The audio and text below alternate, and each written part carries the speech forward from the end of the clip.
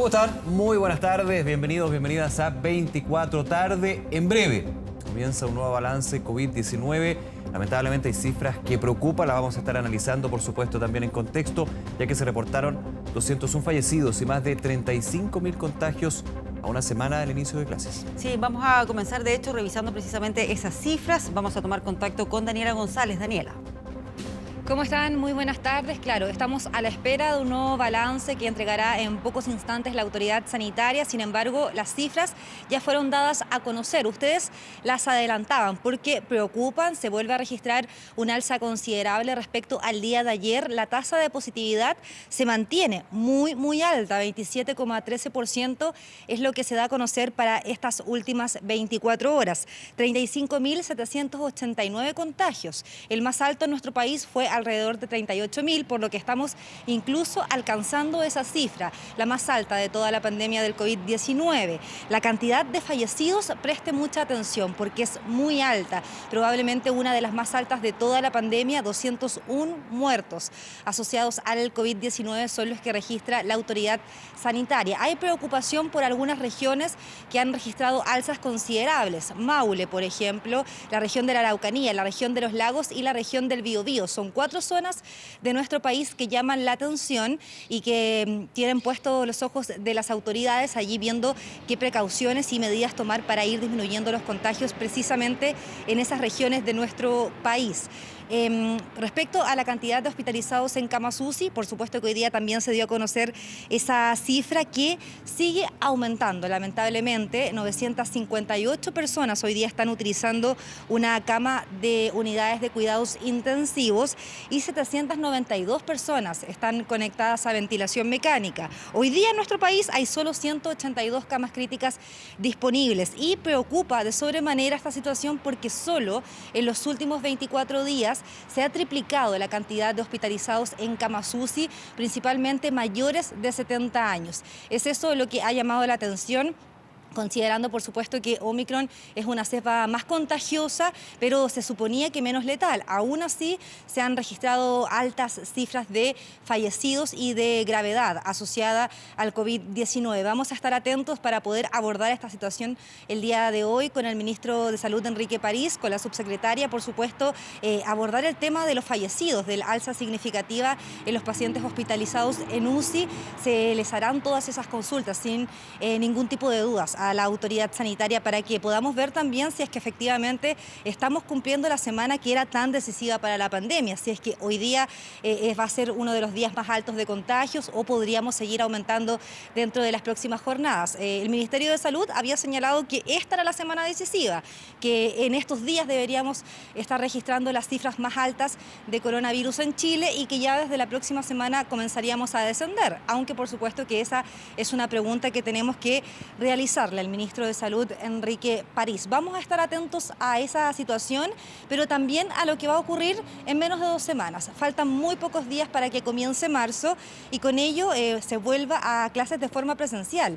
El día de ayer el Ministerio de Educación dio a conocer este protocolo actualizado que establece que las clases presenciales serán obligatorias y que no habrá restricción de aforos. Ese es el punto que probablemente más ha llamado la atención de los expertos, de las personas que conocen de esta materia, porque no va a haber restricción en los aforos y tampoco es obligatorio el distanciamiento social, sino que es un requerimiento. En la medida que se pueda, se solicitará a los estudiantes y a los profesores que se mantenga la distancia física, comprendiendo que en muchos establecimientos educacionales la cantidad de estudiantes supera los metros cuadrados para poder mantener el metro de distancia que recomienda la Organización Mundial de la Salud para evitar contagios de COVID-19. Pero queremos repasar este protocolo para que usted, si es apoderado y va a enviar a su hijo o a su hija en marzo a clases, lo sepa bien. ¿Qué es lo que va a pasar? Si hay un contagio, en qué casos vamos a calificar como un brote de contagios en los distintos colegios. Aquí lo vamos a aclarar. Básicamente, el retorno a clases va a funcionar como actualmente se establece la normativa sanitaria. Los brotes solamente calificarán cuando hayan más de 9 alumnos contagiados en el colegio, pero 3 en cada ciclo, más de 3 en cada ciclo. Si es que eso ocurre, ahí la Seremi de Salud de la respectiva región podría tomar la decisión de ingresar a un confinamiento estricto al colegio entero, a la escuela entera por 7 días, o allí se tomaría la decisión en manos de la Seremi de Salud de la región en la que esté precisamente ese establecimiento donde pudiese existir este brote. Pero hay otros tipos de protocolos que se tienen que activar principalmente cuando hay un estudiante contagiado. Allí comienza a regir la alerta COVID, básicamente. Sus compañeros de curso serían alerta COVID, pero quienes se irían para la casa con cuarentena serían solamente los estudiantes que estuvieron a menos de 1 metro de distancia con el caso confirmado. Y en el caso de que fuesen 3 estudiantes los contagiados en un solo curso, por ejemplo, en octavo básico hay 3 estudiantes de ese curso contagiados, solamente el curso, solamente ese octavo básico entraría a una cuarentena por 7 días para ir trabajando los protocolos también en el colegio. La mascarilla será 100% obligatoria para los mayores de 6 años y se fiscalizará la ventilación. Hay algo que está requerido, que es obligatorio en este protocolo, que es mantener ventilación de una puerta o una ventana en cada aula de las salas de clases. Vamos a revisar inmediatamente lo que pudimos conversar durante esta jornada con el subsecretario de Educación. Allí él nos cuenta más detalles y también en base a qué se toma esta decisión de actualizar y flexibilizar el protocolo. Esta es una actualización. Segundo, esto va recogiendo la evidencia epidemiológica en el fondo y también recoge la evidencia de la vacunación. Esto obviamente ha sido revisado constantemente con salud, quienes obviamente en virtud del conocimiento científico, la evidencia también empírica y la realidad de establecimientos que han aplicado por más de un año los protocolos, van dando cuenta de los cuidados que deben aplicar su establecimiento para poder cuidar la salud de todos. Pero principalmente los foros están determinados por la vacunación, que ya supera el porcentaje establecido.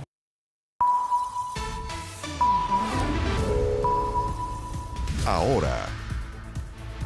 Vamos al Palacio de la Moneda. A esta hora habla el ministro del Interior, Rodrigo Delgado, con un balance de lo que ha sido la implementación del estado de excepción constitucional en 4 provincias de la macrozona sur. También hay que entender que una vez que se publica en el diario oficial, pasan algunas horas para poder implementar todos los recursos necesarios y disponibles en estas 4 provincias. No es un proceso que se pueda llevar a cabo en pocas horas o de un minuto a otro. Hay que movilizar a cientos de efectivos del ejército, para ser preciso, más de 670 efectivos. Hay que movilizar también equipamiento, hay que movilizar también a las policías y también, por supuesto, el equipamiento que van a necesitar. Hay que entender que en los pasos fronterizos muchas veces no están las condiciones de habitabilidad necesarias para recibir a todos estos efectivos. Hay que instalar, por supuesto, instalaciones de campaña para que puedan también pernoctar, alimentarse, hacer los cambios de turno. O sea, es un sistema que es bastante complejo y que en pocas horas hemos tratado de implementar lo antes posible. Lo segundo también que hay que decir es que cuando se hacen este tipo de anuncios, también estos tipos de anuncios llegan en tiempo real a las personas que están esperando ingresar a Chile. O lamentablemente también a las organizaciones muchas veces criminales que le cobran, que lucran con los migrantes para poder desplazarlos a la frontera. Y es así como que este anuncio también, de alguna forma, aceleró el proceso en el lado de Bolivia, también seguramente en el lado de Perú, cuando cruzan, ¿cierto?, la frontera o buscan la frontera chilena. Por lo tanto, se dan una serie de fenómenos cuando se hacen anuncios de este tipo.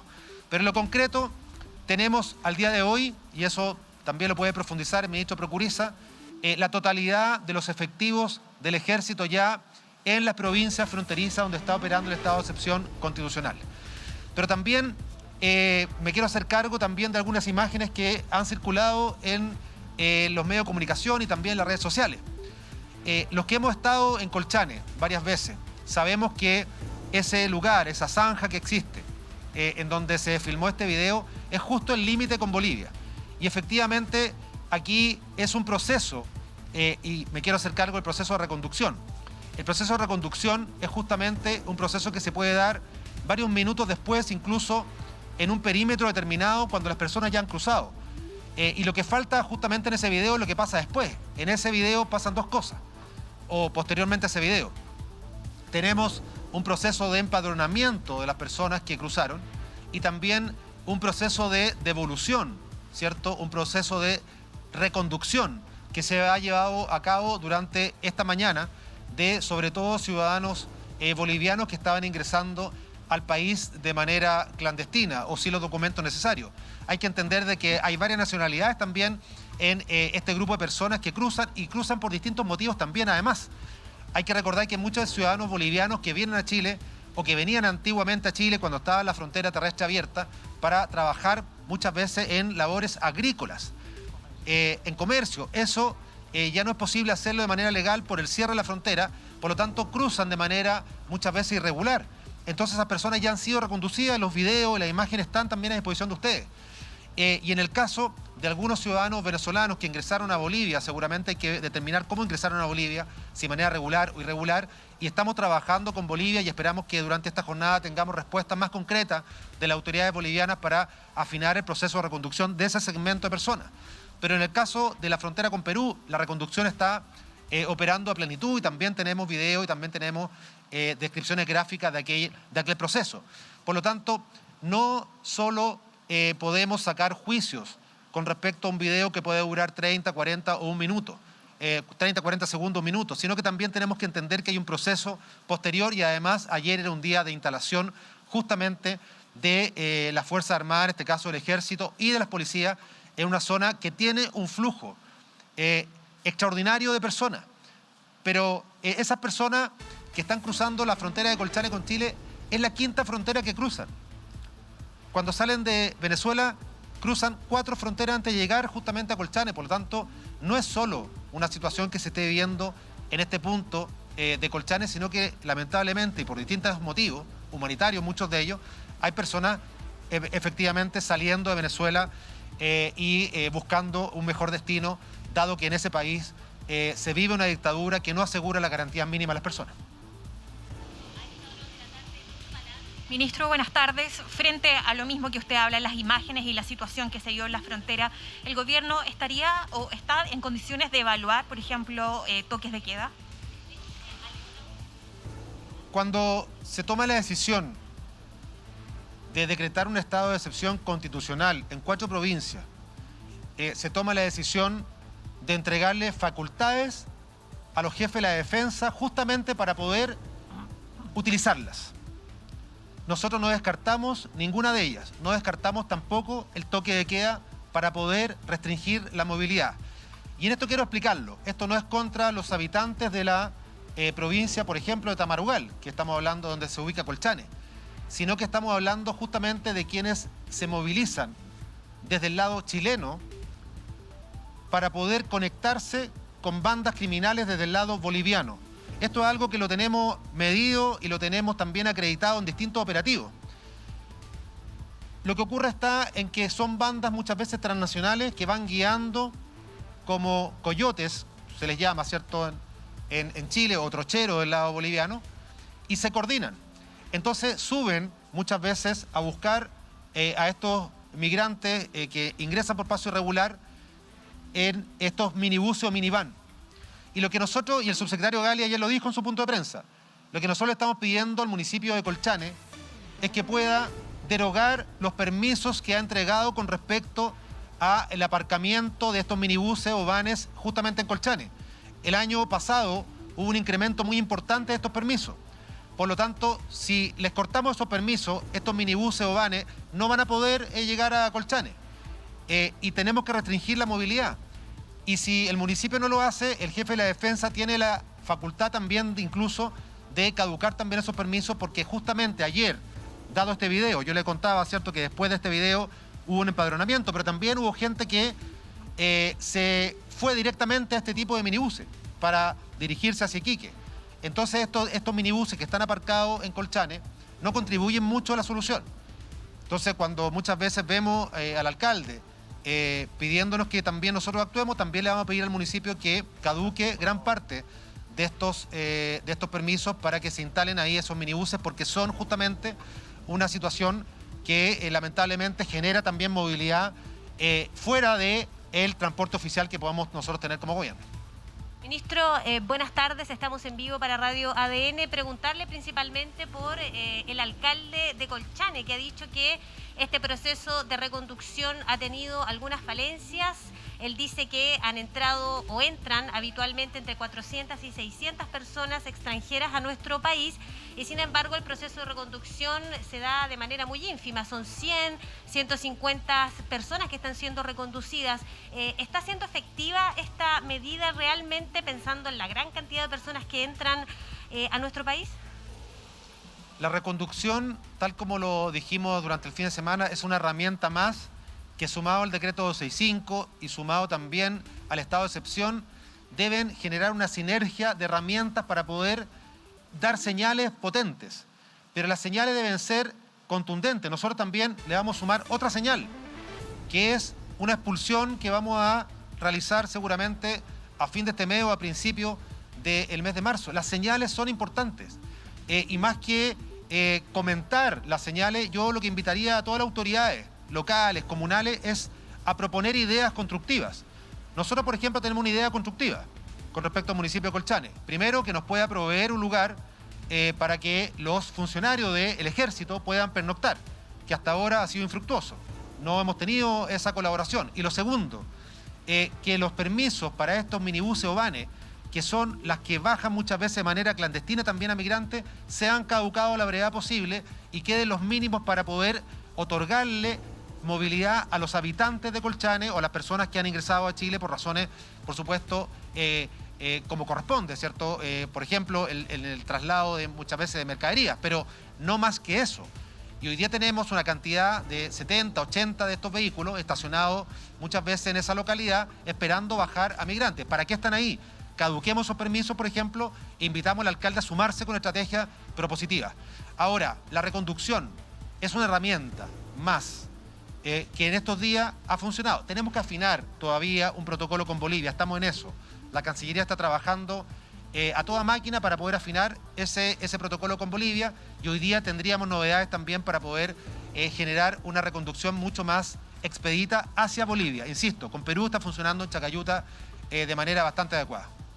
Ministro, dentro de lo que vimos ayer también, le quiero preguntar por una imagen puntual donde se ve un niño que fue abandonado momentáneamente por su madre y fueron efectivos militares los que lo contuvieron y estuvieron también viviendo este drama humano. ¿Cuál es el mensaje que se da pensando en todos estos niños inocentes que también son víctimas de este fenómeno de migración? Si usted tiene más antecedentes con respecto de ese menor puntual y también cuál es el rol que han tenido militares en este tipo de casos. Los que hemos estado en Colchane en más de alguna oportunidad, sabemos, yo también estaba parado en ese mismo lugar muchas veces, y sabemos que del otro lado, el lado boliviano, hay familias con niños, hay mujeres embarazadas, eso lo hemos visto, hemos conversado con ellos muchas veces, una vez que cruzan, hemos estado ahí en esa zona donde hay centros de primera acogida, y por supuesto es una realidad que reafirma justamente lo que estamos diciendo. Los países están preparados, nuestro ejército está preparado, nuestras Fuerzas Armadas en general están preparadas para un ataque de otro ejército extranjero. Si estuviesen pasando por ese lugar, por supuesto, uniformados, atacando a Chile, por supuesto que la reacción es otra. Pero aquí estamos hablando muchas veces efectivamente de familias. Estamos hablando de una situación dramática desde el punto de vista humano. Pero no por eso nosotros tenemos que dejar que esto ocurra, porque lamentablemente la situación, y la hemos visitado en el norte fundamentalmente y en todo Chile, está en una situación bastante compleja justamente con respecto a la posibilidad de recibir más gente que venga sin la posibilidad de haber sincerado a qué venía Chile. Lamentablemente vemos cómo muchas veces en ciudades como Iquique, como Antofagasta, como en Calama, hay muchas personas o los padres de estos menores no siempre vienen con las mejores intenciones, lo hemos visto, está acreditado, pero efectivamente los niños no tienen la culpa de aquello. Y por eso hay un procedimiento. Cuando hay niños que ingresan de esta manera a Chile, hay un equipo específico en la frontera que trabaja estos temas, hay una colaboración y hay un trabajo también de coordinación con los tribunales de familia, pero también tenemos otro problema que lo hemos expuesto en más de alguna oportunidad. Cuando llegan niños, que sobre todo niños que nacieron en Venezuela, porque usted comprenderá que cuando vienen caminando de Venezuela a veces han estado un año o más en otros países, entre Venezuela y Chile, y a veces vienen niños que han nacido, por ejemplo, en Perú con documento peruano. Es más fácil poder saber si ese niño efectivamente es hijo de la persona que lo trae. Pero cuando vienen niños que han nacido en Venezuela, la documentación en Venezuela no se le entrega a los niños de cierta edad, vale decir, niños de 2, 3, 4 años muchas veces llegan sin documento porque la autoridad en Venezuela no le entregan el documento. Entonces ahí tenemos que recurrir inclusive a las pruebas de ADN para poder determinar que ese niño efectivamente es hijo de quien lo traía y no estamos en presencia, por ejemplo, de tráfico de menores. Entonces, la realidad no solamente es lo que vemos en los videos, la realidad también administrativa, la realidad humanitaria, la realidad también de la historia de cada uno de ellos, también tenemos que considerarla. Pero llegó el momento de efectivamente poder cerrar aún más la frontera y poder tener herramientas que nos está entregando la nueva legislación o el estado de excepción, y vamos a seguir con cada una de ellas y no descartamos tomar más medidas. Porque efectivamente, cuando nosotros tenemos que cuidar a la gente que está en Chile, no estamos con esto solo criminalizando a quien cruza la frontera, pero no podemos seguir teniendo en Chile a personas que no declaren a qué vienen, sin saber quiénes son, sin saber si esas personas vienen con alguna intención distinta a la de trabajar. Y llegó el momento, efectivamente, de ocupar todas las herramientas. Pero el llamado que hacemos como gobierno es a entender que son herramientas que se van implementando progresivamente. Y así como tenemos muchos videos hoy día de una frontera también resguardada con policías, con militares, no nos dejemos llevar muchas veces por solo un video de 30 segundos. Tenemos que entender que hay proceso, hay procedimiento. Tenemos que entender que la reconducción se puede hacer varios minutos después de que la persona cruza. Por lo tanto, no solo que una persona esté cruzando ya es motivo que esa persona va a estar en Chile definitivamente. Y los procesos se están llevando a cabo tanto por el ejército en este caso, desde el punto de vista del estado de excepción, las policías se han reforzado las dotaciones y también la Cancillería está haciendo un gran trabajo, en este caso, con Bolivia, con Perú y con Argentina. Las declaraciones del ministro del Interior, Rodrigo Delgado, con respecto al balance en las primeras horas del estado de excepción constitucional en 4 provincias de la macrozona norte del país. Decía el ministro Delgado, y a raíz de esta imagen, estos videos de alrededor de 500 migrantes irregulares que pasaron por pasos no habilitados, que el estado de excepción no se puede concretar en términos de los efectivos militares, por ejemplo, de un minuto a otro, y que igualmente se ha hecho el proceso de reconducción. Sí, vamos de hecho a revisar qué es lo que está ocurriendo a esta hora en el norte del país. Está ahí en la región de Antofagasta Daniela Cáceres. Daniela. Hola, sí, ¿cómo están? Muy buenas tardes. Prácticamente 24 horas se han cumplido desde que se hizo efectivo este estado de excepción constitucional en las 4 provincias, ya conocemos acá en la macrozona norte del país, y con ello, por supuesto, también se han desplegado principalmente las policías, pero también personal del ejército, principalmente a las zonas cordilleranas, a los puntos fronterizos, para comenzar, por supuesto, con todo este control que había sido anunciado por las autoridades en el marco de estas movilizaciones que les habíamos estado comentando, ocurrieron días anteriores. En lo que respecta, por ejemplo, más al norte, en la zona de Colchane, ustedes podían ver también escuchar las declaraciones del ministro. Fue bastante complejo el control fronterizo en las primeras horas, eso ya estaría ya más regularizado. Recordemos que recién se están trasladando los efectivos militares hacia esos puntos, y también considerando la gran cantidad de inmigrantes que ingresan precisamente por estos puntos pasos fronterizos que no están habilitados. Aquí en la región de Antofagasta también se desplegaron personales de ejército a la provincia de Loa. Estamos hablando a la zona de Ollagüe y también San Pedro de Atacama. Recordemos que si bien no va a abarcar el radio urbano, sí se están realizando, por ejemplo, controles en todas las rutas desde Calama hacia Ollagüe, hacia San Pedro de Atacama, y también todos los puntos fronterizos. Estamos hablando de una frontera que se extiende por más de 600 kilómetros, lo cual hace bastante compleja estas labores, y por ello va a ser fundamental todos los equipos que van a apoyar la labor policial y de ejército. Estamos hablando, yo les decía el día de ayer, de vehículos, también en naves que van a estar, helicópteros, aviones que van a estar disponibles también las 24 horas del día para hacer también sobrevuelos durante el día y durante la noche. Dentro de estos controles también está presupuestado fiscalizar, por ejemplo, a conductores, camioneros en particular, y también buses que transitan por estas rutas. Recordemos, porque también hemos conocido casos de personas que están trasladando migrantes, por supuesto de forma irregular, están participando de un delito, tráfico de migrantes, lo cual ya se ha detectado aquí en la región de Antofagasta. Respecto de estas fiscalizaciones tenemos un primer balance, escuchemos. Es bastante bueno, me estaba comentando el funcionario, por la sencilla razón de la seguridad. Ahora se ha visto la vía más tranquila, no se ve tanto lo que es el emigrante. Antes teníamos problemas, harto problema porque lo atravesaban objetos, neumáticos para detenerlo. Es bueno que haya pasado, esto debería haber pasado hace mucho tiempo. Fiscalización a los pasajeros, de que vengan con sus permisos, sus pases de movilidad. Y por el tema de los inmigrantes, de los extranjeros, esa es la fiscalización más que nada que hay aquí. Está bien, pues, está bien lo que están haciendo, porque si es por los emigrantes está bien. Pues. Nosotros todos corrimos peligro en la carretera, sí, pues, entonces está bien lo que están haciendo. Lo que llevamos hasta el día de hoy, no hemos detectado ni reconducido ni tampoco personas hemos encontrado irregularmente en la comuna o sus alrededores.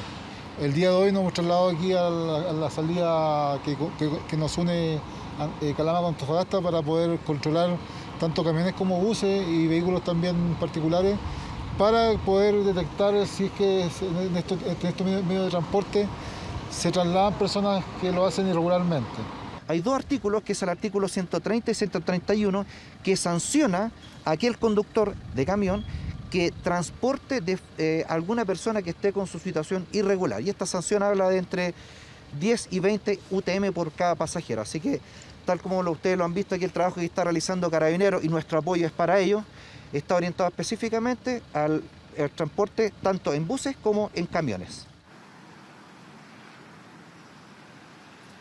Bueno, ahí escuchaban entonces, son claves estos controles. Yo les contaba que el día lunes, de hecho, y a raíz también de una serie de fiscalizaciones que sorprenden, por ejemplo, a un chileno transportando cerca de 20 ciudadanos bolivianos que habían ingresado, de hecho, de forma irregular, fueron sorprendidos en San Pedro de Atacama, y además esta persona les estaba cobrando cerca de 120.000 pesos para trasladarlos hasta territorio nacional. Es así como también se han realizado otras reconducciones, por ejemplo, también a ciudadanos que ingresaron por Hito Cajón, en un sector fronterizo de aquí de la región de Antofagasta, y fueron reconducidos, por ejemplo, también a través de Ollagüe. Si bien aquí en la región de Antofagasta no es tan crítica la situación como lo vemos, por ejemplo, en Tarapacá, en Colchane, aquí, por ejemplo, en Ollagüe sí se está detectando un flujo importante de migrantes que están ingresando, y por ello las labores de fiscalización se están concentrando principalmente en esa zona, y como les decía también San Pedro de Atacama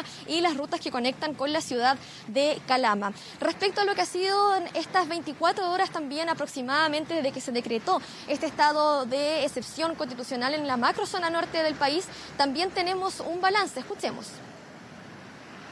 Hay un despliegue de parte de las fuerzas de Armada, que ya se están desplegando también en la frontera de nuestra región de Antofagasta. Se están haciendo todos los esfuerzos y se va a tratar de aplicar efectivamente la reconducción con mecanismos de control, con mecanismos tecnológicos, con aviones que no son tripulados para efectos de las visiones nocturnas y control de la extensa frontera. Ahí escuchábamos entonces todos los mecanismos desplegados para efectuar, ¿verdad?, este control fronterizo, recordemos, en las 4 provincias de la macrozona norte del país, y por supuesto ya también están en curso las capacitaciones que están recibiendo las policías, por supuesto, para llevar a cabo de la mejor manera este control en frontera en las regiones y en las provincias que han sido afectadas por, ¿verdad?, esta crisis migratoria. Muy bien, Daniela González, por supuesto, vamos a seguir bien pendientes de lo que está pasando por allá. Daniela Cáceres, gracias. 1 de la tarde con 28 minutos, hacemos una pausa, regresamos de inmediato con más de 24 tarde.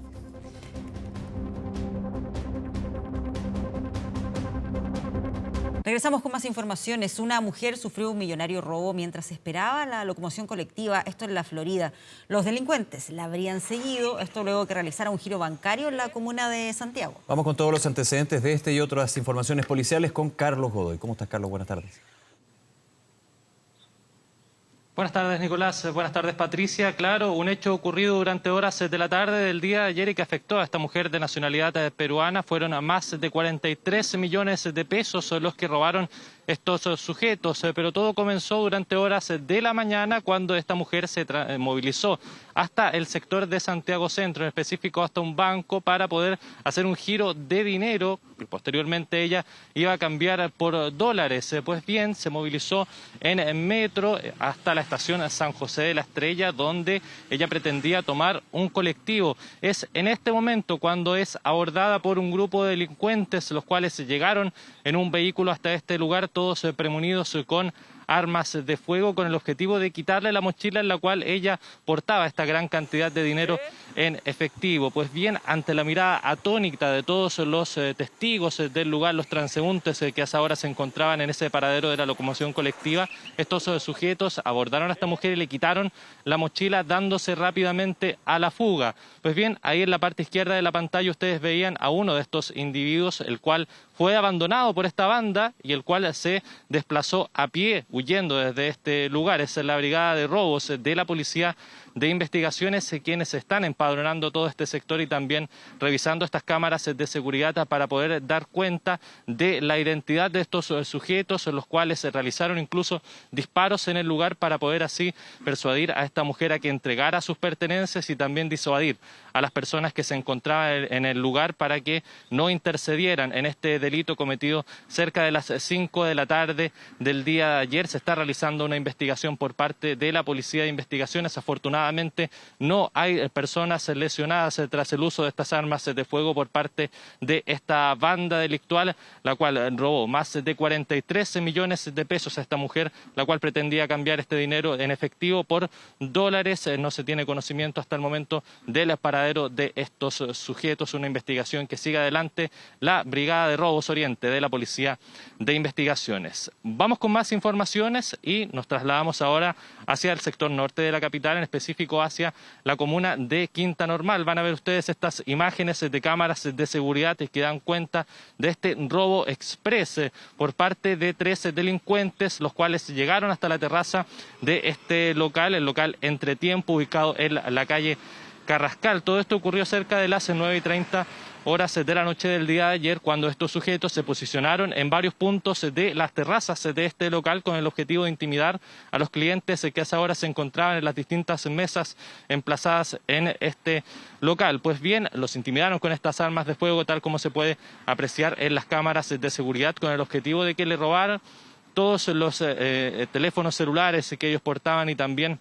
carteras. Fue un robo express, se demoraron cerca de 1 minuto y medio y por lo que se puede apreciar en las cámaras de seguridad fueron bien violentos estos delincuentes, los cuales posteriormente se dieron a la fuga. No se pudo apreciar si es que se dieron a la fuga a pie desde este lugar o lo hicieron en un vehículo que los estaba esperando. Es una investigación que lleva adelante en este caso la sección de investigación policial de Carabineros, quienes están empadronando a las víctimas, las cuales ya realizaron las denuncias pertinentes en relación a estos robos, los cuales fueron víctimas durante la tarde del día de ayer. Tenemos declaraciones por parte de algunas víctimas que pasamos a escuchar a continuación. Sí, bueno, nos encontrábamos en el local, en la parte de afuera, en la zona de la terraza, y llegaron 3 tipos armados con mochilas adelante, aquí puestos como en el pecho, y los 3 con pistola en mano, obviamente. Y vine a esconder mi celular y lo metí en la silla y me senté arriba del celular. Y cuando el tipo se acerca, yo le entregué la cartera. Y él se llevó la cartera con todos mis documentos, con la llave de mi camioneta. Pero no se llevaron mi camioneta, obviamente. Y a mi amiga le robaron su celular, porque ella igual se lo entregó, porque ellos iban o me das algo o me lo das. Esta persona es una mujer que señala ser víctima de robo con intimidación por parte de 3 sujetos de nacionalidad extranjera, mientras esta mujer se encontraba compartiendo en el interior de un restaurante dentro de la comuna de Quinta Normal. Ingresan 3 sujetos, todos premonidos con armas de fuego, quienes intimidan a los clientes del lugar, procediendo a sustraer diferentes especies, para luego huir del lugar en dirección desconocida. Ahí escuchábamos las declaraciones también de carabineros. Huyeron en dirección desconocida, pero se está realizando una investigación para poder determinar el paradero de estos delincuentes, los cuales cometieron este robo en menos de un minuto en este local ubicado en la calle Carrascal y en la comuna de Quinta Normal. Algunos testigos y también algunos clientes mencionaban que esta banda se trataría de personas extranjeras, personas colombianas, todos ellos quienes portaban armas de fuego para cometer este ilícito, robando diversas especies de los clientes que se encontraban en este local.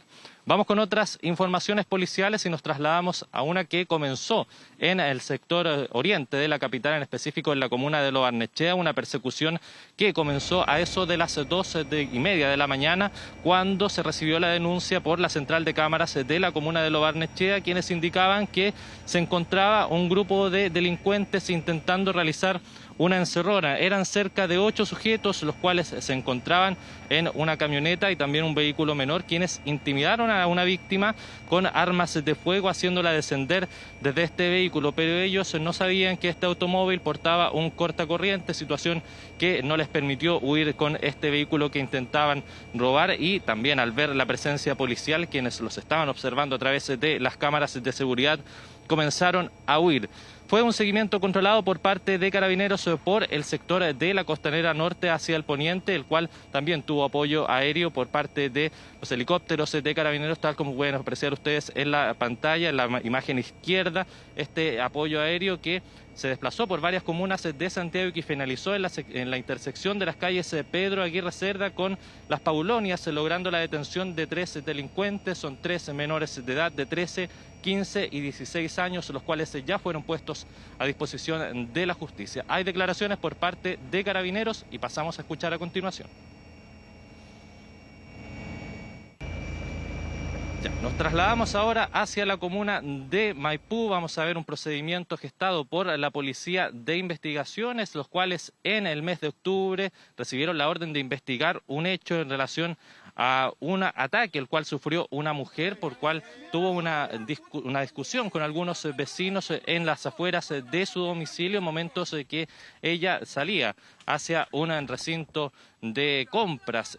Pues esta situación, tal como ustedes lo pueden apreciar en las imágenes, pasó a mayores. Estos sujetos en primera instancia realizaron varias amenazas con armas de fuego y al día siguiente estos mismos sujetos concretaron estas amenazas y, portando diversas escopetas y también armas cortas, realizaron varios disparos en contra de esta mujer. Fueron 21 impactos, ojo, con una escopeta calibre 12, la cual la mantiene en estos momentos grave, con una lesión en su columna. Una investigación por parte de la BICRIM de Carabineros, de la Policía de Investigaciones, quien analizó las cámaras de seguridad y también el relato de los testigos que se encontraban en este lugar, que pudo dar con el autor de estos disparos y también un acompañante que se encontraba en ese momento realizando estas amenazas a esta mujer. Se realizaron varios allanamientos en la comuna de Lo Prado y de Pudahuel, los cuales concretaron la captura de este sujeto y también la incautación de varias armas. Se trata de una escopeta, también cartuchos de escopeta de calibre 12 y calibre 16 y también 2 pistolas de fogueo y cartuchos también de pistolas. Ambos detenidos ya fueron puestos a disposición del Ministerio Público y se decretó prisión preventiva mientras dure la investigación. Ahora sí hay declaraciones por parte de la Policía de Investigaciones. Escuchemos.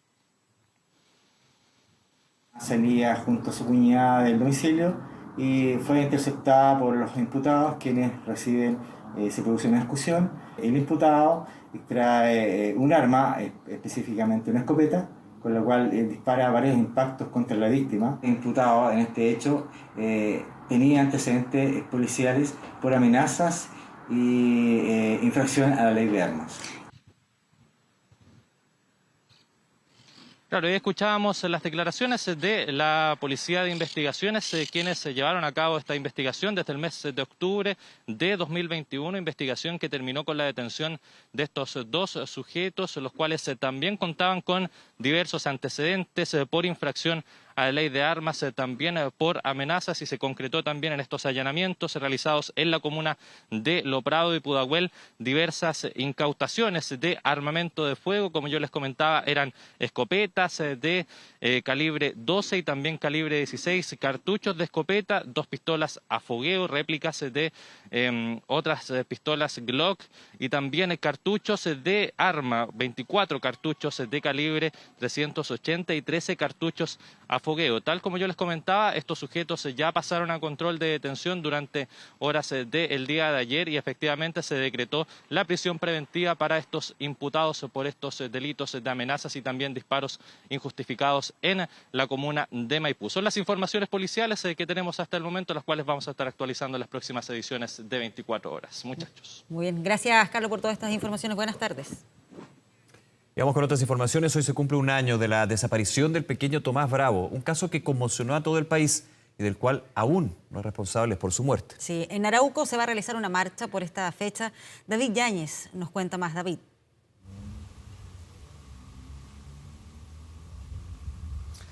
Hola, buenas tardes. Tomás Bravo Gutiérrez, de 3 años y 6 meses. Hace exactamente un año atrás, el mismo pequeño le pidió a su madre poder acompañar a su tío abuelo a buscar unos animales que estaban en un predio cercano, propiedad de la misma familia en el sector de Caripilún. Fue llevado hasta ese lugar por el tío abuelo y, según su propia versión, él lo dejó en un camino interior mientras iba a buscar unos animales hasta un bajo. Al regresar por el pequeño no lo encontró más. De hecho, los restos del niño aparecieron 9 días después, luego de una intensa búsqueda realizada tanto por personal especializado de bomberos, carabineros, infantes de marina, incluso la Fuerza Aérea a través de sus recursos aéreos y también satélites participaron en la búsqueda de este pequeño. Hasta ahora sigue siendo un misterio las causas de su muerte. De hecho, el Servicio Médico Legal en su primer informe vamos a regresar más adelante, por supuesto, con lo que está ocurriendo ahí en el sur del país con este caso, para ir a una noticia que está en pleno desarrollo. Ahora, el presidente Sebastián Piñera encabeza el inicio de las obras para la construcción de la nueva línea 7 del metro de Santiago. Pasamos a escuchar. Hemos convivido con dos caras, con dos actitudes. Por una parte, hay un clima de confrontación, de descalificaciones, de noticias falsas, que no le hace bien al alma de nuestro país. Pero por otra, hay un Chile que quiere unidad, un Chile emprendedor, que innova, que genera oportunidades y que mejora la calidad de vida de todos los compatriotas. El plan Chile sobre Rieles es parte de ese Chile emprendedor. Y hoy día, en esta comuna de Renca, anunciamos un paso más de este plan, el inicio de la construcción de la línea 7 del metro. El metro, como lo decía el presidente del metro, nació en 1965. Se inauguró o tuvo su primera línea en 1975. Y desde entonces, distintos presidentes, distintos gobiernos han ido haciendo su aporte. Y así se construyen los países. Un gobierno le pasa la posta a otro gobierno. Un presidente le pasa el bastón a otro presidente. Para seguir juntos construyendo un Chile mejor y avanzando hacia el futuro. Por eso hoy día, en este lugar en que va a estar la futura estación Brasil, el dar inicio a la construcción de la línea 7 del metro, que va a unir a las comunas de Renca, Cerro Navia, Quinta Normal, Santiago, Providencia, Las Condes y Vitacura. Es un hecho que a mí me llena de alegría y de emoción. De hecho, Renca, Cerro Navia y Vitacura se incorporan por primera vez a la red del metro. Y esta línea 7 del metro no solamente le va a cambiar la vida a quienes favorece directamente, los habitantes de estas comunas, 1,3 millones de chilenas y chilenos, sino que va a mejorar la calidad de vida de todos los habitantes de la ciudad de Santiago. Es una línea que va a tener una extensión de cerca de 26 kilómetros, con 10 estaciones, que va a cruzar 7 comunas y que involucra un esfuerzo gigantesco en materia de recursos. Y quiero que tengamos conciencia de eso. Como chilenos vamos a invertir más de 2.500 millones de dólares en esta línea, que va a generar 22.000 nuevos puestos de trabajo. Es un esfuerzo gigantesco. El plan Chile sobre Rieles, la ampliación y modernización del metro, ha sido un esfuerzo gigantesco que estamos realizando todos los chilenos para mejorar la calidad de vida de todos los habitantes de nuestro país. Y por muchas razones. Primero, el metro ahorra mucho tiempo. En algunos casos, como mencionaba el presidente del metro, un trabajador le puede tomar horas dirigirse de su hogar a su puesto de trabajo. Con el metro estamos reduciendo en promedio a cerca de la mitad y en algunos casos significa ahorrar no horas, días, semanas, incluso años de vida de las personas. ¿Y para qué queremos ese tiempo? Bueno, nunca olvidemos que no solo de pan vive el hombre. Ese tiempo es muy importante para dedicarlo a lo que nos hace felices. La familia, los amigos, la educación, el deporte, la recreación, la cultura, la vida espiritual. Un ejemplo de esta línea, entre Renca y Vitacura, esta línea va a cortar los tiempos a la mitad. Eso significa que va a cambiar la vida y la calidad de vida de muchos chilenos, pero también va a mejorar la calidad de vida de todos los habitantes de la ciudad de Santiago, porque esta línea 7 es parte de un sistema que nos permite conectarnos, acercarnos y por tanto vivir mejor. Pero eso no es todo. La línea 7 también va a tener altísimos estándares de seguridad, de comodidad y de calidad del servicio. Accesos universales, conexión a puestos de UVS, aire acondicionado, tecnología de punta, seguridad máxima, y eso también contribuye a la calidad de vida. Tercero, esta línea va a ser un enorme aporte a la descongestión de la ciudad de Santiago y a la descontaminación de la ciudad de Santiago, y va a ser un aporte más a esta lucha que estamos teniendo el mundo entero frente a esta crisis climática que nos golpea con tanta fuerza todos los días. De hecho, va a reducir en forma muy significativa la congestión, menos vehículos en la superficie, y va a aportar a reducir las emisiones de CO2, gases de efecto invernadero, equivalentes a la plantación de 55.000 árboles adultos. Eso es una gran contribución. Pero además, la ampliación del metro, que es parte del plan Chile sobre Rieles, está buscando revivir la historia de amor que tenemos los chilenos y las chilenas con los trenes. Todos tenemos anécdotas, historias, recuerdos, vivencias, pero también nos permite acercarnos más, integrarnos mejor. Y además contribuye a construir ciudades y un país con mejores oportunidades, con mayor igualdad social y territorial. El metro es patrimonio de todos los chilenos y le presta servicios a muchos millones de compatriotas cada uno de los días. Y por eso quiero hacer un llamado a cuidar y a proteger nuestro metro y no repetir las tristes historias o las tristes experiencias que llevaron a destruir o quemar 118 de las 136 estaciones del metro, que prestaban servicios a millones y millones de compatriotas.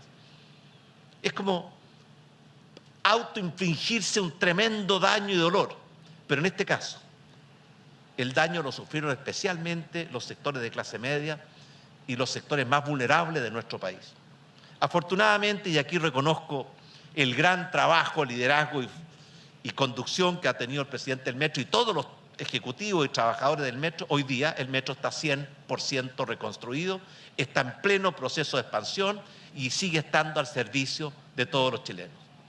En esta futura estación Brasil se van a fabricar las dovelas, que son revestimientos de hormigón prefabricados que van a permitir el funcionamiento de una gran máquina tuneladora. Exactamente eso, una máquina que tiene una sección circular completa y que va penetrando, va excavando el túnel y simultáneamente colocando estas estructuras de hormigón, dovelas, que son las que le permiten darle sustentación y seguridad al túnel que la máquina construye. Creo que es primera vez que se va a usar una máquina de estas características en nuestro país, que parte desde un sentido y va en forma subterránea, sin alterar la vida en superficie, construyendo el túnel. Una tremenda ganancia, no solamente en tiempo y costo, sino que también evitar molestias, ¿cierto?, e inconvenientes en la superficie.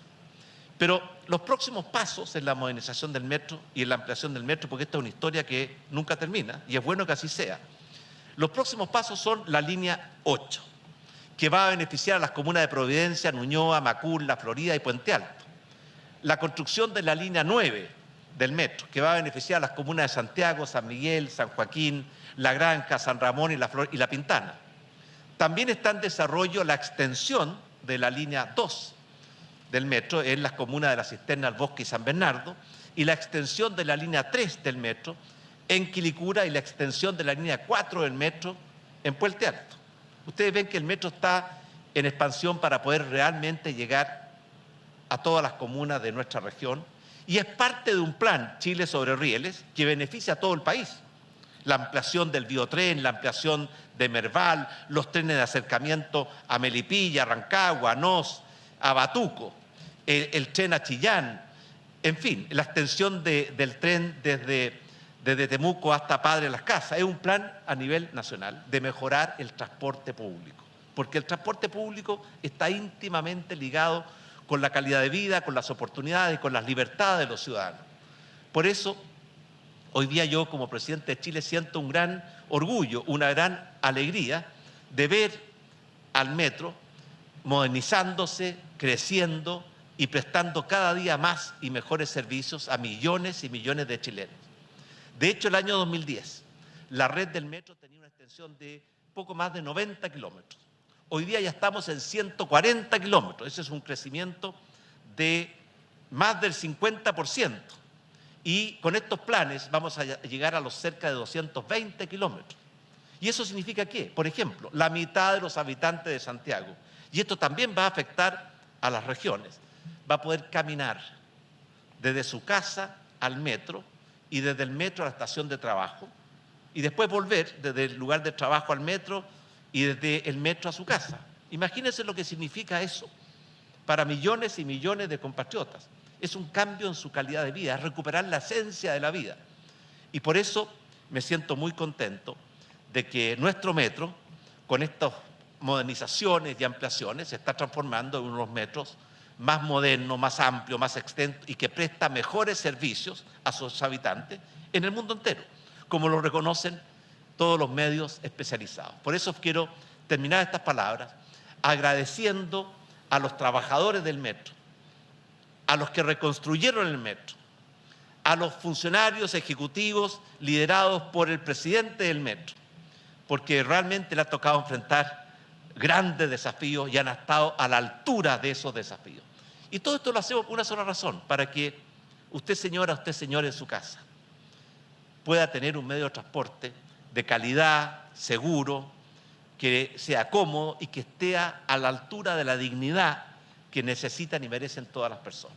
Muchas gracias, viva el metro, viva Chile sobre Rieles y viva nuestro país. Muchas gracias. Muchas gracias, presidente, por sus palabras. Por favor, permanezca en el mismo lugar porque a continuación la prensa hará preguntas que serán formuladas en su totalidad y luego respondidas por su excelencia.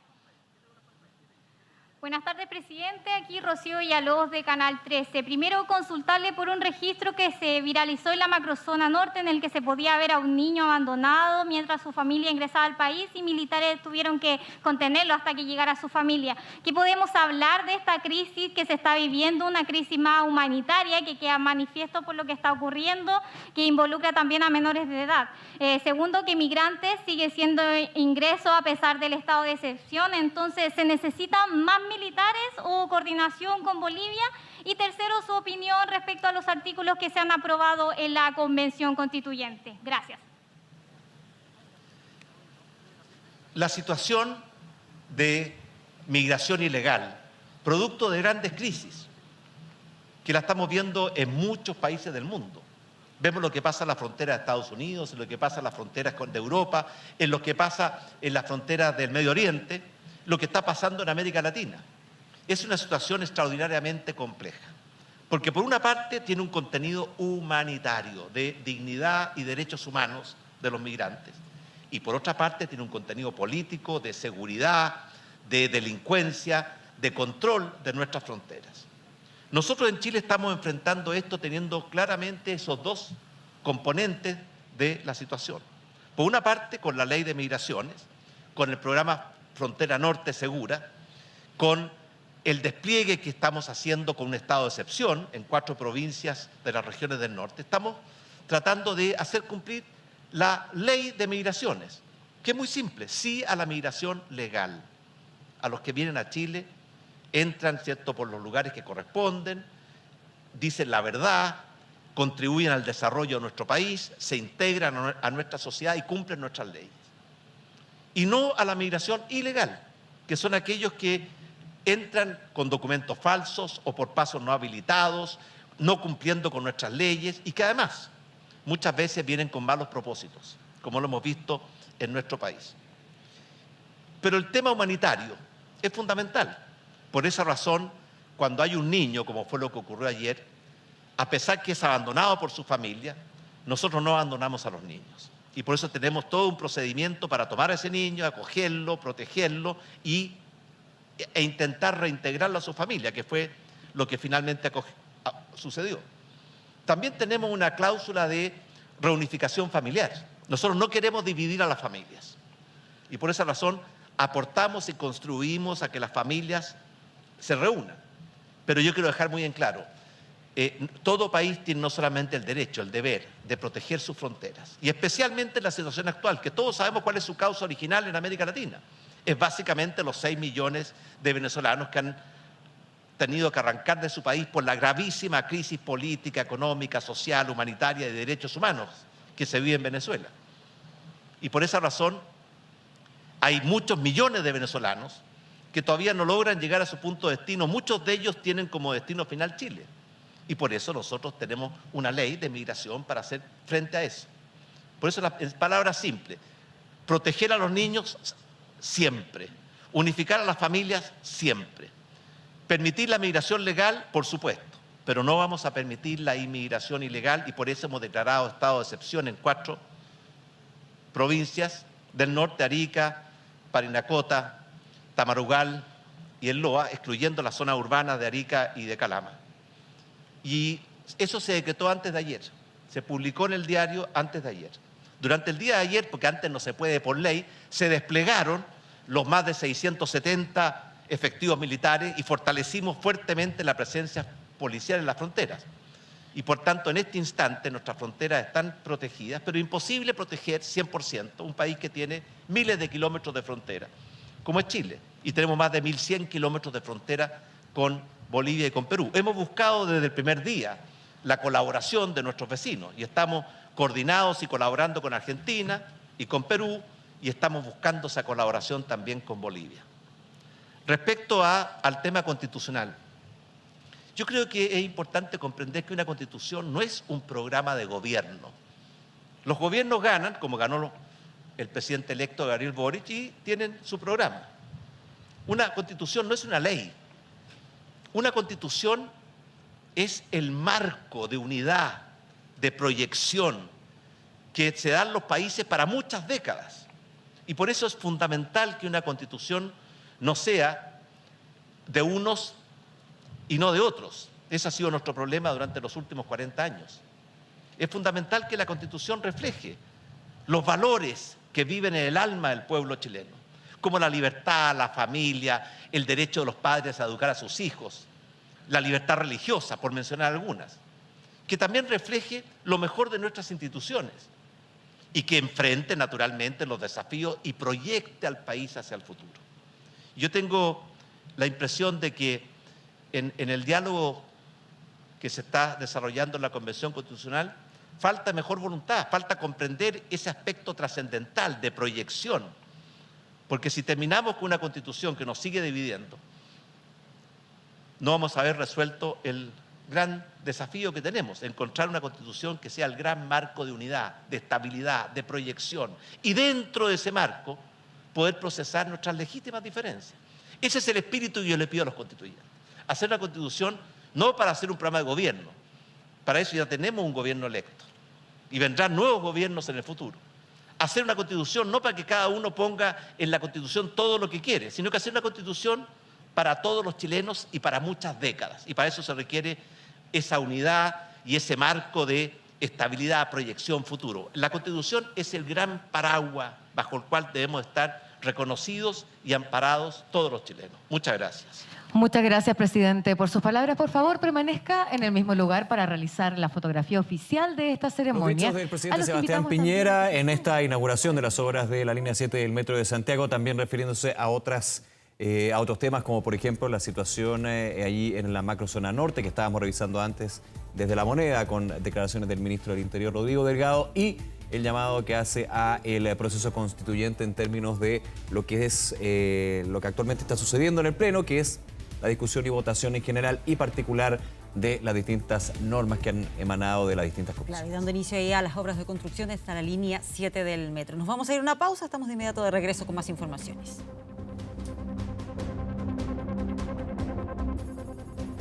Queda poco para sortear este 0 kilómetro. Carga en Petrobras 20.000 pesos o más en combustible. Regístrate en petrobras.cl y participa.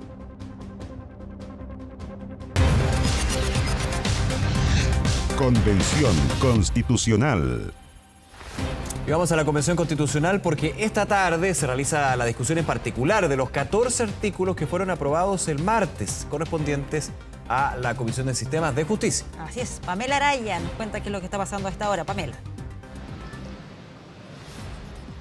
Hola, buenas tardes. Y lo importante de hoy es que lo que se apruebe en particular va a ser el primer contenido que va a tener el borrador de la nueva Constitución. Es ahí la relevancia entonces de este pleno que comienza a las 3 de la tarde, que va a haber todos estos artículos que tuvieron luz verde el martes en el sistema de justicia. Cuando se abrió polémica, hubo diferencias en torno a uno de los artículos, el de pluralismo jurídico, que abre la puerta para tener al menos dos sistemas, una justicia nacional y también una justicia indígena, porque habla de distintos organismos de los pueblos originarios. Es así entonces en que se han dado algunas divisiones, y no solo podríamos decir de Vamos por Chile, sino que también hay algunos representantes de otros colectivos que ven con bastante preocupación, o más bien en detalle, porque dicen que son muchas cosas que se tienen que detallar para poder establecer aquello. Otro de los temas que se aprobó, recordemos, es la gratuidad, también la paridad de género, que hay una perspectiva de género. Es así entonces cómo se da este debate. Vamos a escuchar algunas reacciones previo a lo que va a ser esta discusión en el Pleno. Bueno, nosotros estamos muy atentas y atentos con el tema del pluralismo jurídico y con el tema de la perspectiva de género. ¿Por qué? Porque nos parece que son los dos artículos centrales, que son el corazón de alguna manera de todo lo que son nuestras propuestas para producir los cambios efectivos que queremos, los cambios profundos que hemos dicho, y que en el fondo son los que también nos van a permitir transformar el ejercicio de la justicia en Chile. Nosotros hemos dicho hasta el cansancio que tienen que haber tres límites: los derechos humanos, que la justicia indígena solamente aplique entre indígenas, es decir, que la autoridad ancestral no pueda juzgar a alguien como tú o los que estamos acá y que no pertenecen a una etnia, y en tercer lugar, que siempre exista derecho a opción, que personas indígenas o no indígenas siempre puedan recurrir a los tribunales ordinarios. Eso para nosotros son límites importantísimos y que si no están dados vamos a seguir votando en contra de esta idea.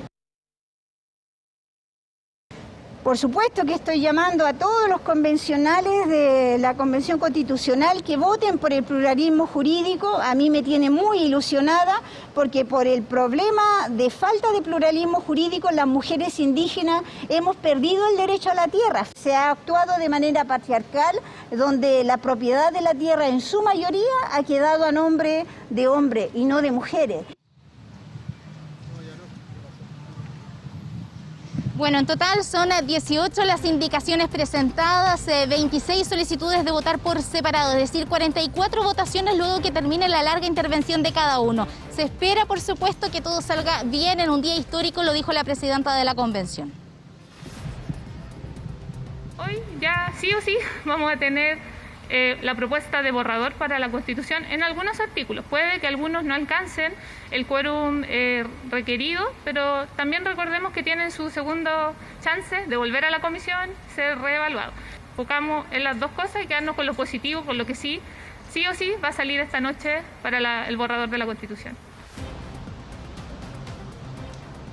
Bueno, lo que se analizó anoche tuvo que ver con estas formas de Estado, que lo que establece es que Chile es un país regional, plurinacional y también intercultural. Se aprobó además que las regiones, las comunas y también territorios indígenas tengan autonomía y autoridades como un gobernador regional, también una asamblea legislativa y además un consejo regional social. ¿Qué pasa con las asambleas legislativas? Esto es lo que ha generado distintas opiniones y diferencias, incluso dentro de partidos de Chile Digno, porque dicen que no puede tener atribuciones legislativas, es decir, no se pueden cruzar con lo que es el Congreso. Revisemos algunas declaraciones sobre aquello. No necesitamos que 16 congresos estén colisionando con el Congreso Nacional. Lo que necesitamos es que esos congresos tengan atribuciones en su espacio. Darle atribuciones legislativas a las asambleas legislativas regionales es fragmentar la decisión política.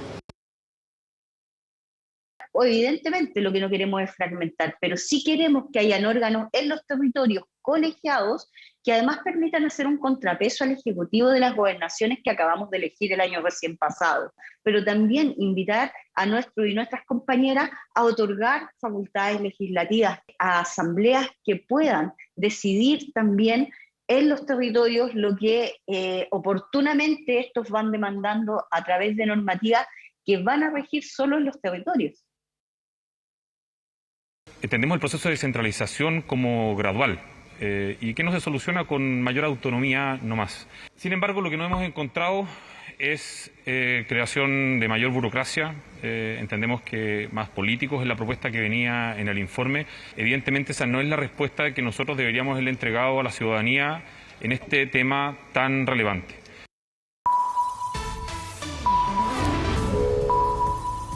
Ahora, vamos al Palacio de la Moneda. A esta hora se entrega el reporte sanitario. Escuchamos al ministro de Salud, Enrique París. Casi 300% de aumento el 27 de enero. Por eso ahora que tenemos menos 3% a 7 días y 48% a 14 días, obviamente que podemos decir que estamos observando una variación levemente positiva de la evolución de la pandemia. Es importante contextualizar lo que ocurre internacionalmente también para tener una completa imagen del impacto del COVID-19 en forma global. Durante las últimas semanas, y muchos periodistas han preguntado por esto y sale habitualmente en la prensa, algunos países de Europa comenzaron a suprimir y a liberar medidas sanitarias y restricciones ante el COVID-19, justo en un momento en que la variante Omicron golpea fuertemente prácticamente a todo el mundo. Suecia, España e Italia más recientemente han manifestado su plan de eliminar restricciones impuestas por sus autoridades de gobierno, argumentando que el pic de esta ola ya pasó en sus respectivos territorios. Yo quiero llamar la atención sobre estos cambios que se anuncian en otros países. Y quiero tomar el caso de Dinamarca. Podemos ver, por ejemplo, el caso de Dinamarca, país que eliminó el uso de mascarilla en su territorio, junto a otras medidas como suspender el límite de aforos y suspender el pasaporte COVID, que a nosotros nos ha costado tanto conseguir. Si observamos la siguiente gráfica, podemos ver que los nuevos casos confirmados en este país, Dinamarca, aumentaron considerablemente cuando se suprimieron las medidas sanitarias y han llegado a tener 7.600 casos por millón de habitantes. 7.600 casos por millón de habitantes, como se observa en la gráfica que estábamos mostrando en pantalla. Y si vemos el mismo indicador en Chile, podemos ver que contamos aproximadamente con 1.800 casos por millón de habitantes. O sea, la diferencia es gigantesca y el único cambio, porque aquí la razón de vacunación es similar, el único cambio ha sido el abandono de las medidas sanitarias habituales, mascarilla, distanciamiento, ventilación, evitar las aglomeraciones, en fin. Con esto no buscamos compararnos con ningún país. Nunca hemos pretendido eso. Jamás hemos querido compararnos con algún país. Pero es importante observar y analizar este ejemplo porque el uso correcto de la mascarilla, la distancia física, el lavado de manos, la ventilación y todas las medidas de autocuidado en nuestro país día a día pueden justamente hacer la diferencia en la cantidad de personas que se contagian y por ende generar un impacto mayor en la red hospitalaria y en sus funcionarios. En Chile el uso de la mascarilla se ha mantenido y fortalecido. Nosotros como autoridades, lo dije hace unos días atrás, no vamos a hacer cambios en este sentido. Y mientras seamos las autoridades designadas por Su Excelencia el Presidente de la República, no vamos a suspender el uso de la mascarilla, porque sabemos fehacientemente que su correcto uso es una de las acciones más relevantes, de más fácil acceso y comprobadas para protegernos del riesgo de contagio. En este punto también quiero agradecer a la ciudadanía que ha sabido comportarse a las alturas de lo que significa esta pandemia. La Organización Mundial de la Salud dio a conocer en su último informe epidemiológico semanal que la subvariante BA2 de la cepa Omicron ya alcanza más de un quinto de los nuevos casos de COVID-19 analizados por la plataforma global GSIDE de secuenciación de datos genómicos. En Chile, según lo informado por el ISP, ya tenemos 4 casos correspondientes a 2 a viajeros y 2 a casos comunitarios. La vacunación contra COVID sigue avanzando. Ya nos encontramos, como ya dije, vacunando la 4ª dosis y a contar de marzo será el turno de las personas de 18 años y más. El último informe con la data actualizada del proceso de vacunación emitido ayer en la noche nos permite ver cómo el segmento de menores de edad muestra una cobertura y un avance importante. ¿Por qué me voy a referir a los menores de edad? Justamente por el regreso a clase. Sin duda, este es un factor muy relevante, considerando que en unos días más se dará inicio al año escolar. La importante cobertura en el proceso de vacunación en la comunidad escolar, tanto en alumnos, profesores y administrativos, nos pone en una situación muy diferente del año pasado y favorece el inicio presencial de las clases. De hecho, hoy día mismo el representante adjunto de la UNICEF para Chile, el señor Gleison dos Santos, manifestó su respaldo al gobierno o a la decisión del gobierno, comillas, refiriéndose a Chile, comillas, abro comillas, como el gobierno ha llevado muy en serio, se lo agradezco, la respuesta al COVID-19, creo que Chile está preparado para abrir las escuelas y no debe esperar más. UNICEF Chile. Revisemos cómo avanza la vacunación en este segmento. Entre los 6 y los 11 años de edad, en el segmento de esa población, que son 1.549.683 personas que ya se han vacunado, tenemos una cobertura del 90,7% con una dosis y de 82,5% con el esquema completo. En el segmento de 12 a 17 años, las cifras son aún mejores, 1.495.162 personas vacunadas. Con una dosis llegamos al 98,7% de cobertura. Imagínense, esto es altísimo. Y con 2 dosis, 95,55% de cobertura. Y con dosis de refuerzo, prácticamente 500.000 de personas, 537.376 personas que se han vacunado. Y hemos seguido trabajando. Van a seguir llegando vacunas a Chile y siguen llegando para asegurar el stock necesario.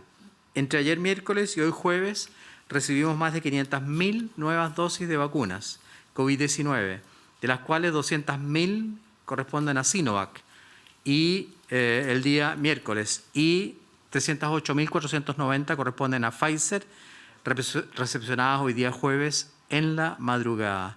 Con estas 2 recepciones de vacunas, Chile ya alcanza a los 52.317.000 dosis de vacunas para nuestros compatriotas y como ya lo hemos dicho y lo ha dicho el presidente varias veces, también el gobierno que asuma el 11 de marzo va a contar con una cantidad suficiente y adecuada de vacunas para seguir con nuestro plan de vacunación tan exitoso. Las próximas semanas serán claves para el comportamiento de la pandemia en Chile, eso quiero decirlo claramente. Es por eso que como ciudadanos debemos seguir concientizados en cuidarnos y en prevenir. Cuidarnos en lo individual, en lo colectivo, en nuestro día a día, no abandonar el uso de mascarilla, usarla en forma correcta, evitar aglomeraciones, vacunarse cuando corresponda según nuestros calendarios. Solo trabajando unidos, lo he dicho muchas veces, este es un problema de Estado, no de los gobiernos de turno, es un problema de Estado. Trabajando unidos, enfocados en nuestro bienestar y en el de quienes nos rodean, podremos avanzar. Y que así las señales esperanzadoras que hemos dado en estos últimos días se legitimen, sean una realidad verdadera. después de tanto tiempo, 2 años, que estamos obviamente sometidos a esta pandemia.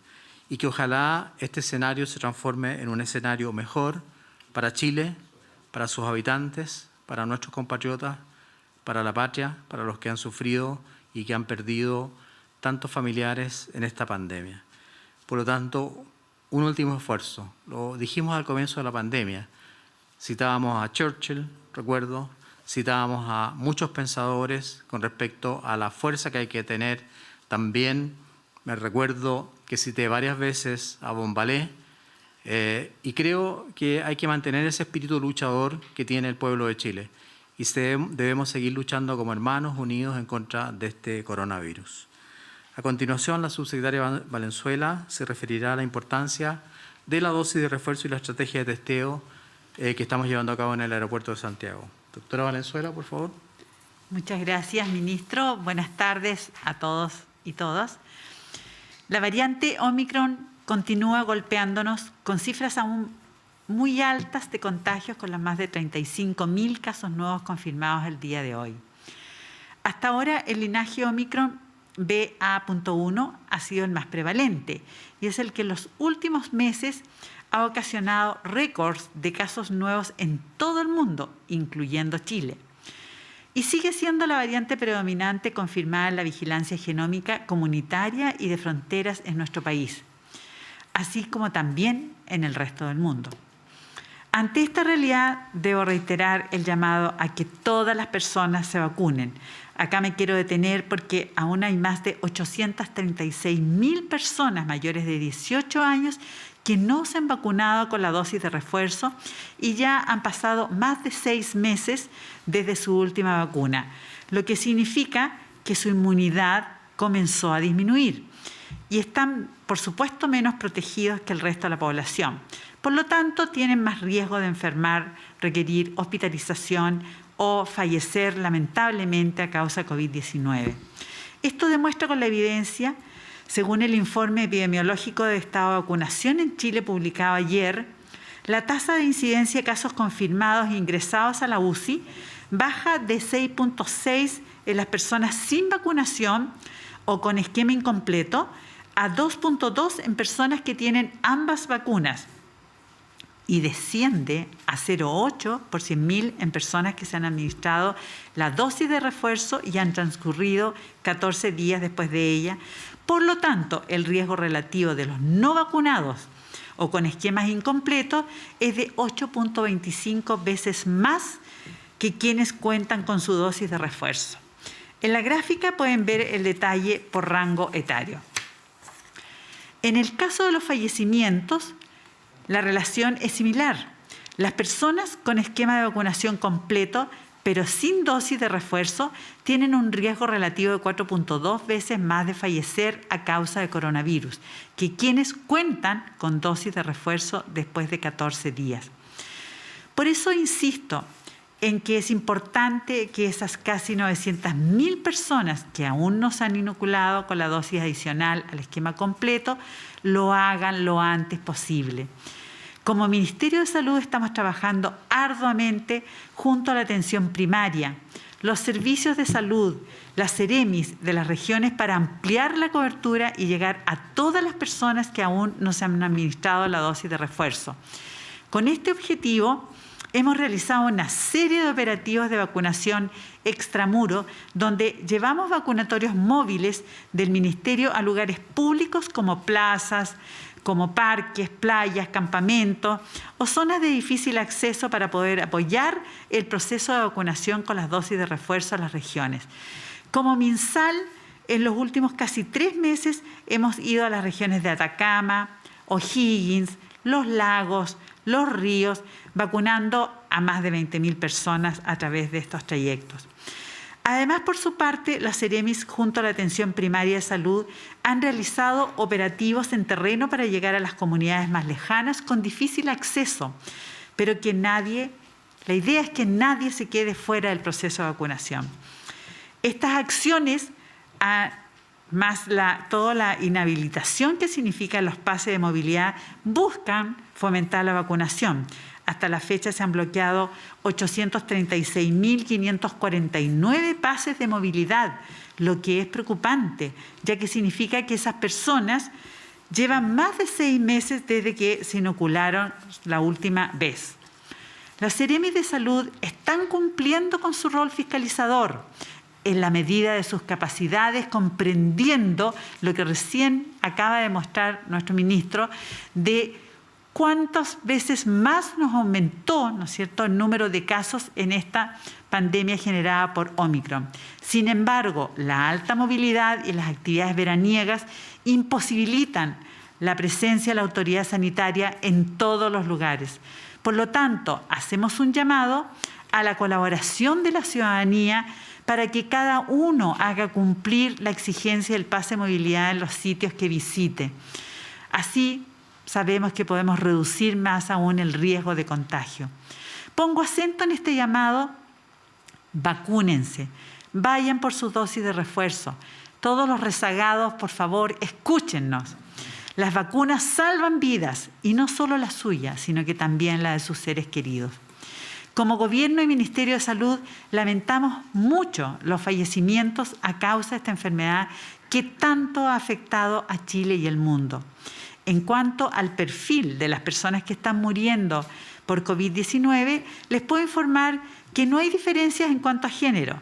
La mediana de edad es de 82 años, el 78% de los fallecidos en el último periodo analizado tiene más de 70 años. Las patologías de base que predominan son de índole metabólico, como por ejemplo, la más importante, diabetes, las patologías cardiovasculares, así como también cáncer.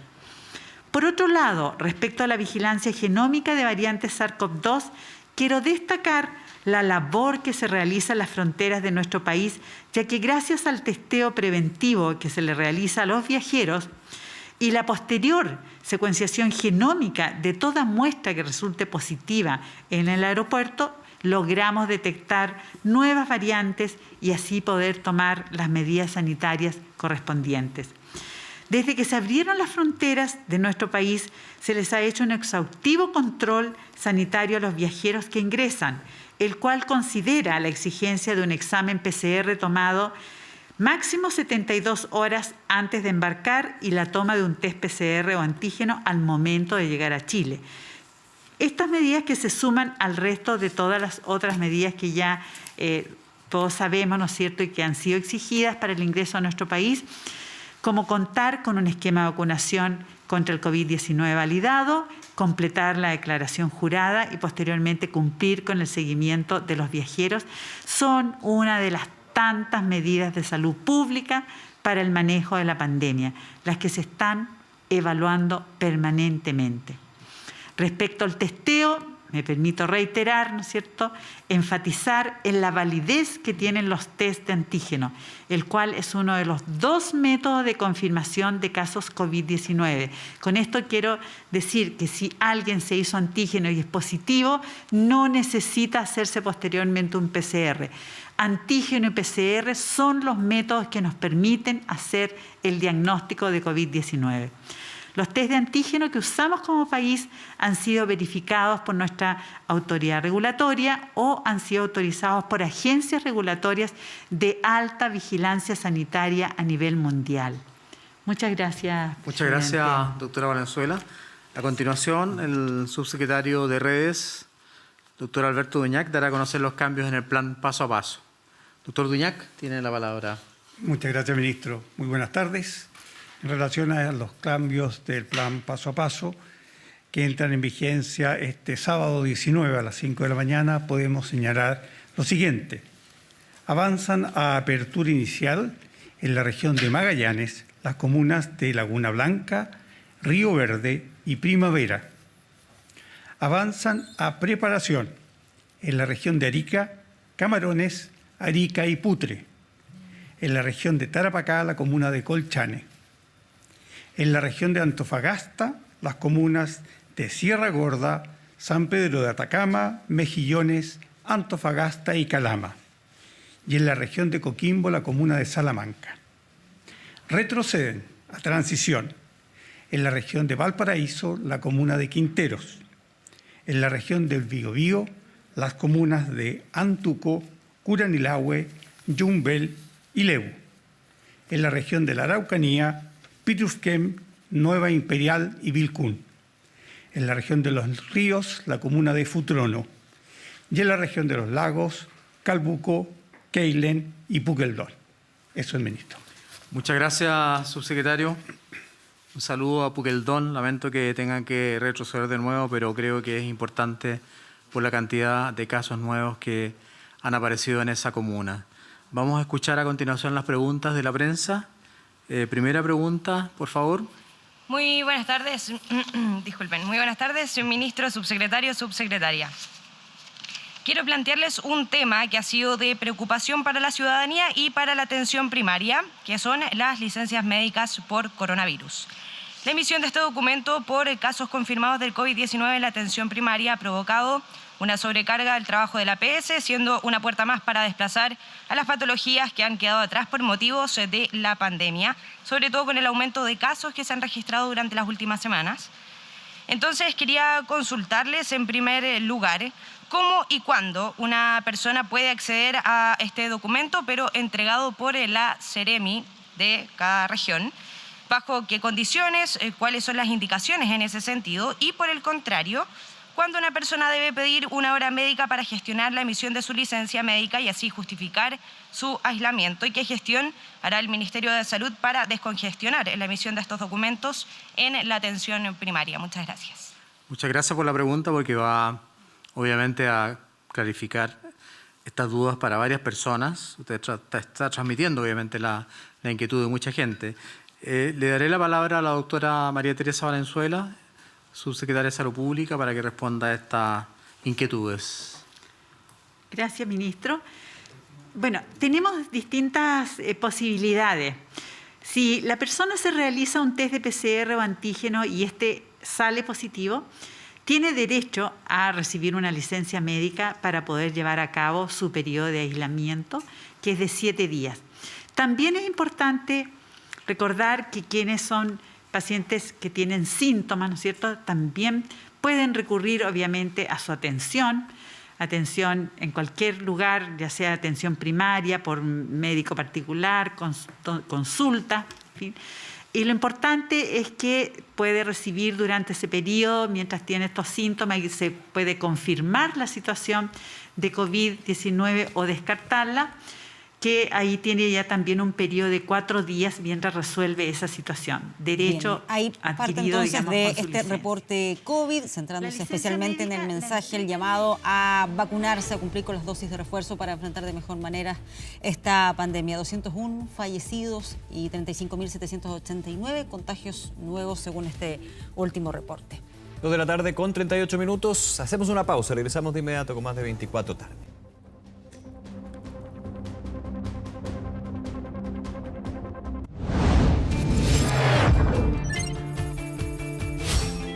Internacional. Vamos con todas las noticias del mundo en 24 tarde. Ya nos acompaña Andrea Aguirre. ¿Cómo estás? ¿Cómo estás, Nico? Muy buenas tardes. Hablamos obviamente de nuestro tema del día, que es Ucrania nuevamente. Se dispara la tensión. Recordemos que venía bajando un poco con el tema del retiro de las tropas de Rusia, pero ahora tanto los rebeldes que están respaldados por Rusia como los soldados ucranianos se están acusando mutuamente de haber roto el alto al fuego que se había de cierta manera decretado, sobre todo en la región del Donbass, que es una zona muy problemática. El ejército ucraniano acusó a las fuerzas rebeldes respaldadas por el Kremlin de haber disparado proyectiles en contra de una aldea en bombardeos que incluso, como vemos en imágenes, habrían alcanzado un jardín infantil en la región de Lugansk, donde los militares comentaron que afortunadamente no hubo heridos, pero esto se da luego de que los separatistas respaldados por Rusia acusaran también a las fuerzas del gobierno ucraniano de abrir fuego en su territorio en las últimas 24 horas. Sigue entonces creciendo la tensión, particularmente en la zona del Donbass, y en medio de todo esto, el presidente de Estados Unidos, Joe Biden, volvió a insistir en que Rusia sigue con la intención firme de invadir Ucrania y de que ellos tienen información de inteligencia de que esto podría producirse pronto. Recordemos que la fecha o el día D que se había pactado en los días anteriores era justamente el día de ayer, el 16 de febrero, pero ahora dice Biden que esto podría ser pronto. Repasemos parte de sus declaraciones. Tenemos motivos para creer que están involucrados en una operación de bandera falsa. para tener una excusa y entrar en Ucrania para atacarla. Tengo la sensación que esto sucederá en los próximos días. Rusia, por su parte, dice que ellos no recibieron una respuesta constructiva por parte de Estados Unidos. Recordemos que hay negociaciones diplomáticas ya desde hace varias semanas y la respuesta de Rusia es que ellos no están satisfechos con lo que Estados Unidos dijo en materia de seguridad para abordar este tema en Europa, aunque insisten ellos en que no planean ningún tipo de ataque contra Ucrania. Bueno, vamos a ver entonces qué va a suceder en las próximas horas con Ucrania, porque finalmente lo que dice Estados Unidos es que ellos están buscando una especie de pretexto para poder invadir Ucrania, y justamente lo que se ha visto en Lugansk y en el Donbass durante las últimas horas tendría que ver con ese pretexto. Revisemos ahora otros temas de la jornada. Volvamos a ver lo que ha sucedido en Brasil, porque sigue aumentando el número de víctimas fatales después de esta serie de aludes y de deslizamientos de tierra, producto obviamente de las lluvias que afectaron esta parte de Brasil. Aumentaron ya a 105 las víctimas fatales tras las intensas lluvias que azotaron la ciudad de Petrópolis, ubicada cerca de la región o de la ciudad de Río de Janeiro. Según la última información oficial, al menos 24 personas han sido rescatadas con vida entre los escombros, pero todavía hay un número oficial de desaparecidos y las autoridades declararon estado de calamidad pública en la región. Intentan obviamente entregar soluciones a las más de 370 personas que quedaron sin hogar o desplazadas por el paso de las lluvias y estos aluviones que vemos en pantalla. Y el alcalde de Petrópolis afirmó que aún no es posible conocer ni el alcance total de la tragedia, pero se estima que hay al menos 10.000 familias que quedaron en zona de riesgo. Y volvemos a Europa para hablar ahora de las restricciones por el COVID-19, porque siguen, Nicolás, aumentando los países que bajan prácticamente todas las restricciones. Estamos hablando ya de Alemania, de Austria, de Suiza, que se suman a otros países, como era el caso de Dinamarca o el caso también de otros países nórdicos, en los que dicen que ya no hay cuarentena, no hay ningún tipo de medidas. Que hay que convivir con esto. Que hay que convivir con el coronavirus. Alemania, que de hecho está registrando 219.000 casos en las últimas horas, presentó un plan de 3 pasos para quitar todas las restricciones para los vacunados. Se abren las discotecas, aumentan los aforos, las actividades también al aire libre, con un límite de 25.000 personas. Mientras que el gobierno de Suiza afirma que están en condiciones para volver ya a la normalidad rápidamente. Solo se va a pedir cuarentena de 5 días para los casos positivos, pero ya no se va a requerir el uso de mascarillas ni siquiera en lugares cerrados. Sin embargo, en esos países obviamente es obligatorio el uso de mascarillas en otros medios de transporte público, también en los servicios de salud. Sin embargo, esto vuelve o pone obviamente el ojo sobre la gran cantidad de cifras de contagios que se siguen presentando en esos países, pero que las autoridades sanitarias aseguran que así como ha subido la cantidad de contagios por la variante Omicron, también ha descendido el número de hospitalizados y de fallecidos. Y revisemos ahora la indignación que ha causado los dichos de la viceministra de la Mujer en Malasia. Según esta señora, realmente los hombres pueden pegarle a las mujeres y deberían hacerlo suavemente si son demasiado desobedientes. Es lo que dice Siti Saila Moht. Se viraliza en redes sociales porque ella tiene una cuenta de Instagram en donde da consejos a las esposas y a los esposos, y ahí declara que si las esposas no quieren seguir el consejo de su marido, deberían castigarlas en primer lugar durmiendo 3 días en camas separadas, y que si ella no hace caso en ese momento, él debería golpearla suavemente para disciplinarla. La ministra miembro del partido islámico PAN Malasia también indicó que las mujeres solo deberían hablar cuando sus esposos le dan permiso de hacerlo, que debería esperar que el esposo haya orado, haya comido, esté tranquilo y de ahí pedirle permiso para que pueda hablar. Obviamente unas declaraciones que han causado muchísima molestia, que ya han despertado la indignación del Grupo de Acción Conjunta para la Igualdad de Género en Malasia, que acusa a Siti Saila de normalizar la violencia doméstica, exige su renuncia al cargo. Y recordemos que esta no es la primera vez, Nicolás, que ella hace este tipo de declaraciones. En el 2020 ya había dicho que las mujeres debían ser pacientes y perdonar a los maridos que eran abusadores. Y veamos ahora esas imágenes que llegan desde Hamburgo, porque el pasajero de un ferry en esta ciudad, bueno, son realmente muy impactantes la forma. De película. De película. Pero película de terror. En la que derriban los asientos cuando una enorme ola rompe las ventanas delanteras de la embarcación. Las imágenes muestran el aterrador momento en el que el ferry fue golpeado por la ola durante en la tormenta. El hecho causó pánico, obviamente, mientras el agua inundaba el área de los asientos, la gente corría por sus pertenencias. A pesar de que algunos pasajeros fueron empujados por la fuerza del agua, los medios locales aseguraron que afortunadamente nadie resultó herido, ni siquiera esa persona que va de primera y que es la que recibe el impacto de la ola y probablemente algo de los vidrios que caen en esos momentos. Sin embargo, las autoridades están investigando por qué las ventanas cedieron ante la presión de la ola, porque esas embarcaciones suelen ser mucho más contundentes o son mucho más sólidas, y el incidente ocurre mientras la tormenta trajo vientos de más de 150 kilómetros por hora al norte de Alemania y obliga entonces a suspender temporalmente los servicios de ferry en este país.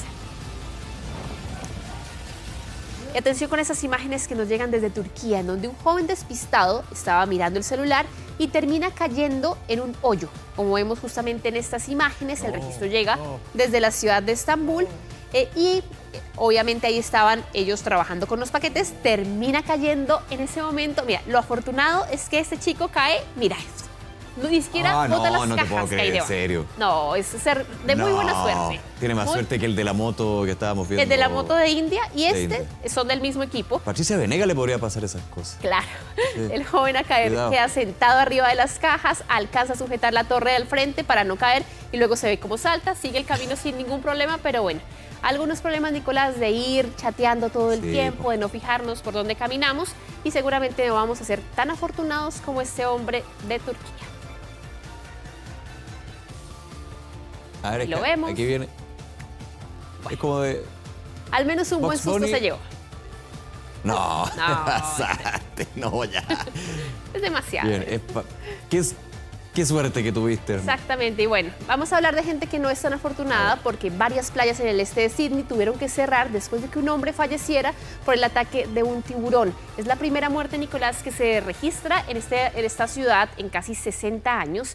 Las autoridades de la ciudad australiana desplegaron drones para poder buscar al tiburón si todavía estaba cerca del área donde desafortunadamente ocurrió este ataque. Además, ordenaron a las personas que permanezcan fuera del agua en un caluroso día de verano. El hecho ocurrió a unos 20 kilómetros al sur de la ciudad más grande de Australia. Eso sucedió a mitad de esta semana y los biólogos que están investigando creen que se trata de un tiburón blanco de al menos 3 metros de largo. Según los datos, este fue el primer ataque reportado de tiburón en Sydney desde el año 1963. Y terminamos con esas imágenes bellísimas que nos llegan desde Colombia porque realizaron un exitoso rescate de este perezoso que estamos viendo en pantalla, que confundido con los árboles del bosque terminó enredado o colgando mejor de estos cables de electricidad. Los residentes de la zona de Antioquia, al percatarse de que el animal estaba agarrado de los cables, llamaron a la empresa encargada de la energía en Colombia, quienes acudieron al lugar para poder rescatar a este osito bajo todos los protocolos necesarios. El animal se salvó de electrocutarse por el trabajo de Víctor López, que es este trabajador heroico que vemos ahí, quien se subió al poste, lo salvó con la curiosa participación de una escoba y logra finalmente rescatar. Otro uso para la escoba. ¿eh?